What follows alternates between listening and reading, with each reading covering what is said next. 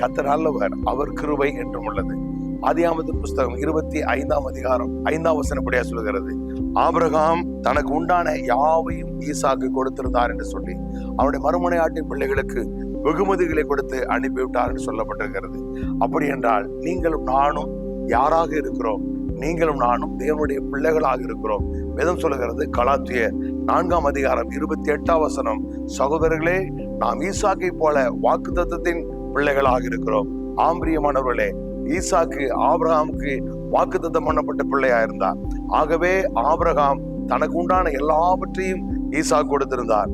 அதே போல பிதா உண்டாக்கின எல்லாம், வானம் பூமியும் நிறைவும் பொன்னும் வெள்ளியும் பூமியின் குடிகளும் எல்லாம் அவருடையது. யாருக்காக? நமக்காக உண்டாக்கினது. ஆகவே நீங்கள் நானும் வாக்குத்தத்தின் பிள்ளைகளாக இருக்கிறபடினால் நாம் பிதாவாய் தேவன் நமக்கு எல்லாவற்றையும் கிறிஸ்து மூலமாய் அருள் இருக்கிறார் என்பதான் வேதம் சொல்லுகிற சத்தியம். ஆகவே கர்த்தருடைய வார்த்தை விசுவாசிகள், நிச்சயமாக எல்லாம் உங்களுக்குரியது. நீங்கள் விசுவாசிக்கும் பொழுது எல்லாம் உங்களுடையதாகும். கர்த்தர் உங்களை ஆசீர்வதிப்பார். உங்களுக்கு நான் ஜெபிக்கிறேன். நல்ல பிதாவே, நன்றியோடு நாங்கள் ஸ்தோத்திரிக்கிறோம். இயேசு கிறிஸ்து மூலமாய் எங்களை முன்குறித்து தெரிந்து கொண்டு ஈசாக்கை போல வாக்குத்தத்தத்தின் சந்ததிகளாய் எங்களை ஆண்டவரை மாற்றினே, அதற்காக நன்றி.